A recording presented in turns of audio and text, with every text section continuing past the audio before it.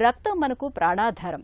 మన ఒంట్లోని కణకణానికి ప్రాణవాయువును, పోషకాలను అందించే జీవ పదార్థం. అంతేకాదు మన దేహంలో అనారోగ్యాన్ని తెచ్చిపెట్టే కారకాలను కూడా ఇట్టే పట్టిస్తుంది. అందుకే రక్త పరీక్షకు అంత ప్రాధాన్యం. అనారోగ్యంతో ఆసుపత్రికి వెళ్ళినప్పుడు డాక్టర్లు మనకు ఖచ్చితంగా సిబిపి అంటే కంప్లీట్ బ్లడ్ పిక్చర్ పరీక్షను చేయించుకురమ్మని చెబుతూ ఉంటారు. సిబిపి చేయటం వల్ల మన ఒంట్లోని రక్తం తాలూకు పూర్తి వివరాలు తెలుస్తాయి. దీంతో డాక్టర్లు మన అనారోగ్యాన్ని తేలికగా అంచనా వేయగలుగుతారు. రక్త పరీక్షలో వచ్చిన ఫలితాలు ఏం సూచిస్తాయో, వాటిని ఎలా అర్థం చేసుకోవాలో ఇప్పుడు తెలుసుకుందాం.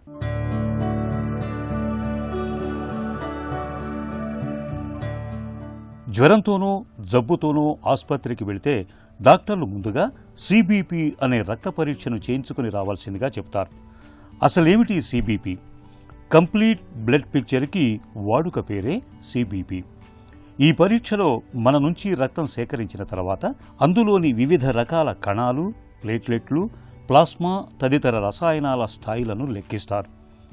వీటిలోని హెచ్చుతగ్గులను బట్టి డాక్టర్లు సులువుగా వ్యాధి నిర్ధారణ చేసుకొని ఆపై చికిత్స మొదలు పెడుతూ ఉంటారు. మరి రక్త పరీక్షలో ఫలితాల్ని ఎలా అర్థం చేసుకోవాలి? ఉదాహరణకు రక్తంలో టీపీ అంటే టోటల్ ప్రోటీన్ పెరిగితే ఒంట్లో ద్రవ నష్టం జరిగినట్లు, వాపు ఉన్నట్లు అర్థం చేసుకోవాలి. ఒకవేళ టీపీ తక్కువగా ఉంటే రక్తస్రావం, కాలేయం, కిడ్నీలు, జీర్ణకోశంలో ఎక్కడో ఏదో సమస్య తలెత్తినట్లే. అలాగే కొన్నిసార్లు కంజెస్టివ్ ఫెయిల్యూర్ తరహా గుండె జబ్బులో కూడా టోటల్ ప్రోటీన్ ఎక్కువగా ఉండే అవకాశం ఉంటుంది. ఇక ఆల్బుమిన్ పెరిగినా తగ్గినా కూడా పైన చెప్పుకున్న సమస్యలే కారణంగా ఉంటాయి. ఇక బ్లడ్ యూరియా నైట్రోజన్ పెరిగినప్పుడు డీహైడ్రేషన్తో పాటు కిడ్నీ జబ్బులు, మూత్ర వ్యవస్థలో సమస్యలు కారణంగా ఉండే అవకాశం ఉంటుంది. అలాగే ప్రోటీన్ ఫుడ్ ఎక్కువగా తీసుకుంటున్నప్పుడు కూడా రక్తంలో బ్లడ్ యూరియా నైట్రోజన్ ఎక్కువగా కనిపిస్తూ ఉంటుంది. ఇక బ్లడ్ యూరియా తక్కువగా ఉండటం అనేది కాలేయ జబ్బుల్ని, ఆహారంలో ప్రోటీన్ లోపాన్ని సూచిస్తుంది. ఇక రక్తంలో గ్లోబులిన్ పెరిగితే ఒంట్లో ఇన్ఫెక్షన్, వాపు ఉన్నట్లు అర్థం చేసుకోవాలి. గ్లోబులిన్ తక్కువగా ఉండటం అనేది ఒంట్లో రక్తస్రావాన్ని, ఇమ్యూనిటీ తక్కువగా ఉండటాన్ని సూచిస్తుంది.